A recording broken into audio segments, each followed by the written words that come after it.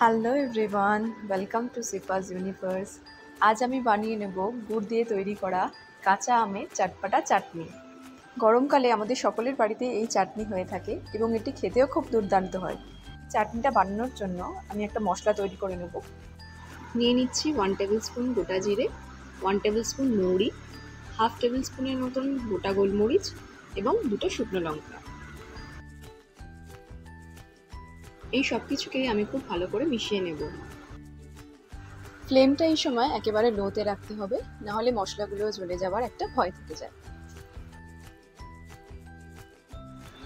এখানে দিয়ে দিচ্ছি 1 টেবিল স্পুনের মতো নুন। এই নুনটা ব্যবহার করার জন্য মশলাটার আলাদা করে একটা টেস্ট হয়। প্রায় 2 মিনিট পর মশলাটা আমার খুব ভালোভাবে ভাজা হয়ে গেছে। এখন আমি একটা মিক্সার গ্রাইন্ডারে এটাকে গ্রাইন্ড করে নেব। চাটনিটা তৈরি করার জন্য আমি এখানে 2টো বড় সাইজের আম নিয়েছি। আমটাকে আমি স্লাইস করে এইভাবে কেটে নিয়েছি। এখন কড়াতে আমি দিয়ে দিচ্ছি 2 টেবিল স্পুনের মতন সর্ষের তেল।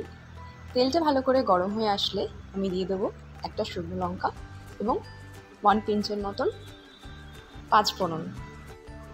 কয়েক সেকেন্ডের জন্য শুকনো লঙ্কা আর 5 ফোড়নটা ভালো করে নেড়ে নিয়ে আমি এখানে কেটে রাখা আমগুলো দিয়ে দেবো।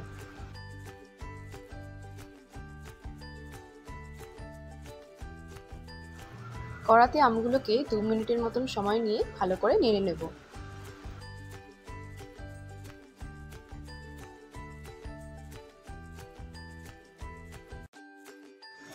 দিয়ে দিচ্ছি 1/4 টেবিল স্পুনের মতো নুন।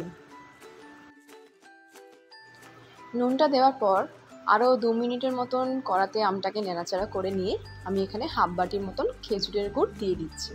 আপনারা এই চাটনিটায় গুড়ের জায়গায় বাতাসা কিংবা চিনির ব্যবহার করতে পারেন, কিন্তু গুড় ব্যবহার করার জন্য এর একটা আলাদা টেস্ট এবং গন্ধ হয়।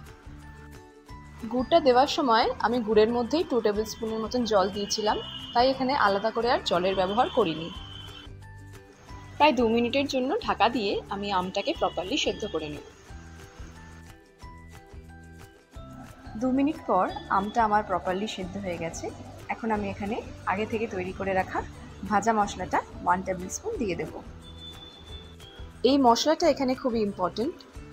এই মশলাটা ব্যবহার করার জন্য এই চাটনির টেস্টটা অনেকটাই বেড়ে যায়। আমি এখানে মশলাটা একেবারে বেশি করে তৈরি করে নিয়েছি, যাতে নেক্সট টাইম আমি যখন আমের চাটনি করব তখন আর আমাকে তৈরি করতে না হয়। এই মশলাটা আপনারা স্টোর করে 2 থেকে 3 মাসের মতন রাখতে পারেন। ফাইনালি চাটনিটা আমার তৈরি হয়ে গেছে। এখন আমি গ্যাসের ফ্লেমটা অফ করে দেব। গরমকালে কাঁচা আম দিয়ে তৈরি করা এই চাটনি আমার বাড়িতে সকলেরই খুব পছন্দের। এই চাটনিটা আপনারা ফ্রিজে স্টোর করে 1 সপ্তাহের মতন রাখতে পারেন। আশা করছি এই গুড় আমের চাটনি আপনারা সকলেই বানাতে পারেন। আমি কিভাবে বাড়িতে বানাই সেটাই আজ আপনাদের সাথে শেয়ার করলাম। বন্ধুরা, আজকের মতো এখানেই শেষ করছি। দেখা হবে অন্য আরেকদিন অন্য আরেক রেসিপি নিয়ে। ভিডিওটা যদি তোমাদের ভালো লেগে থাকে তাহলে প্লিজ একটা লাইক, শেয়ার অ্যান্ড সাবস্ক্রাইব করে দিও।